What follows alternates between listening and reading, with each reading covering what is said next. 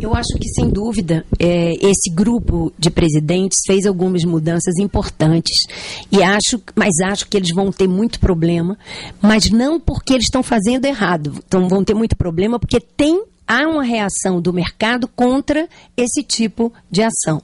Agora, há também uma série de demonstrações de acertos que dão força a esse tipo de política. Primeiro, como você mesmo disse, a mudança na direção do crescimento argentino, que foi enorme, ou seja, as taxas de crescimento que a Argentina teve depois das mudanças mostraram que ela melhorou muito, não por acaso foram eleitos os dois presidentes, não é isso? Mas, além disso, todas as vezes que você deixou o mercado de lado e resolveu fazer a política adequada do ponto de vista social, intervindo social e economicamente, você teve resultados. Nós temos resultados no Brasil sendo mostrados. Por exemplo, o aumento do salário mínimo, que é criticado pelos que dizem que isso vai quebrar a Previdência e tal, está tirando não sei quantos da pobreza, os dados de pobreza estão mostrando isso. O programa, o Bolsa Família, está tirando uma série de pessoas da pobreza, está aliviando a pobreza de outros e está movimentando a economia. Algumas regiões do Brasil estão mudando de patamar dentro do IBGE, algumas regiões locais, alguns locais e algumas regiões do Nordeste estão mudando de patamar dentro das estatísticas do IBGE em função do Bolsa Família, em função do aumento do salário mínimo, em função de algumas coisas que estavam previstas na Constituição depois da reforma constitucional de 88, e que as pessoas viam com maus olhos. Então, isso está mostrando que o neoliberalismo não apenas fez água com a crise, não apenas mostrou seus limites com a necessidade de intervenção do Estado para salvar os bancos e as pessoas que estavam com as dívidas e impedir que a crise se alastrasse ainda mais, como as medidas não liberais vêm dando resultado.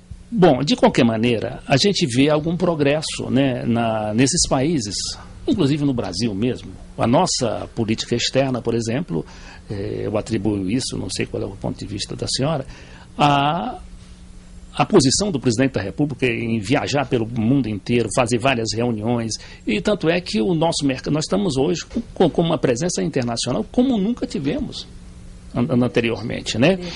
Mas aí você vê o progresso econômico da Argentina, da Venezuela, da Bolívia, que é um país paupérrimo, né? A gente fala agora do Haiti, mas esquece da Bolívia, né? A Bolívia estava engolfada na miséria e agora se dá o luxo de erradicar esse analfabetismo. Olha, isso daí, a Venezuela também, né? A Venezuela foi o segundo país da América Latina a erradicar o analfabetismo. A Argentina e o Uruguai têm índices pequenos, mas tem, eu acho que quase 10%, 8%, mas tem. Eles agora são zero. Erradicar.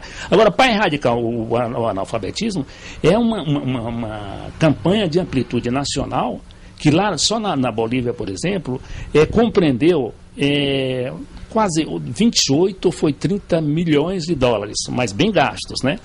Tanto é que parece que em mais de 1.000 municípios, eles levaram energia solar para que o programa, né, que é com base na televisão e em audiovisuais, funcionasse. Quer dizer, essas cidades que nem tinham luz, o programa acabou indiretamente levando a luz para lá. Além de levar a educação, ou seja, a luz para as pessoas, né? Os olhos das pessoas.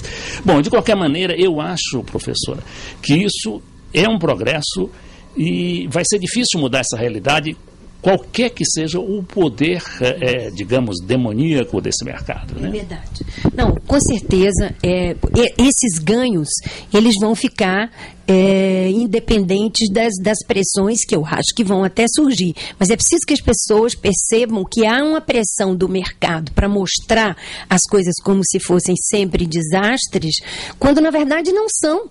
Existem vários resultados pouco divulgados, importantes e interessantes dessas medidas que foram tomadas pelos governos eleitos, buscando resolver questões específicas que foram escolhidas politicamente. Então, é preciso acreditar nesse poder político do Estado para fazer coisas importantes, e isso vem sendo negado pelo mercado na verdade, a alegação é sempre assim: o Estado não deve intervir porque ou ele não vai conseguir resolver problema nenhum, ou ele vai provocar problemas. E é isso que precisa ser entendido, que deve ser negado. Não é verdade que o Estado eleito pelas pessoas tenha que necessariamente errar ou funcionar de forma distorcida. Certamente funcionará menos distorcidamente do que o mercado.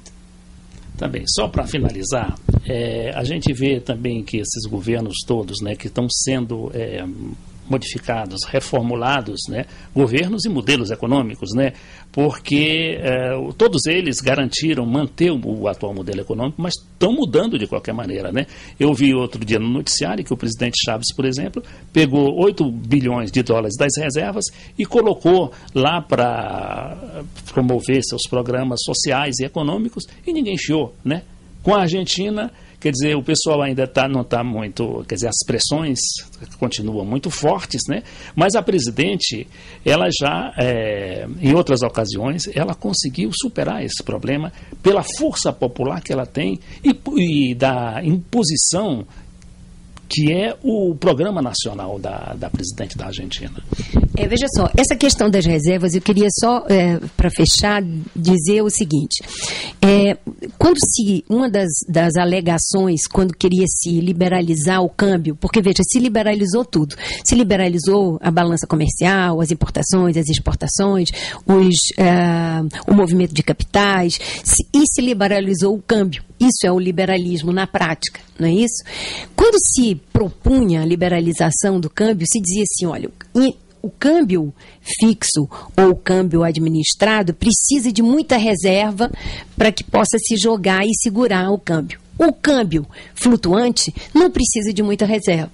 Só que câmbio flutuante com abertura do movimento de capitais, como quer o neoliberalismo, é um absurdo, porque torna as flutuações e as possibilidades de fuga de capitais enormes.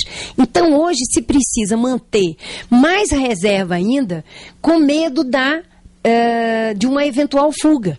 Por que ninguém pensa em botar controle de capitais para poder exatamente controlar o câmbio sem maior problema e sem essa perda de reservas que fica aplicada mal e ao mesmo tempo deixando-se pagar uma dívida com um custo elevado como esse da Argentina.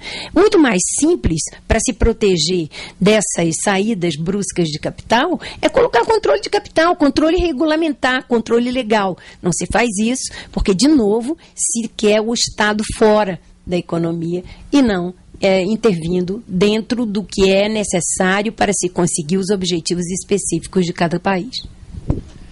Nós entrevistamos hoje a professora Maria de Lourdes Molo, da Universidade de Brasília.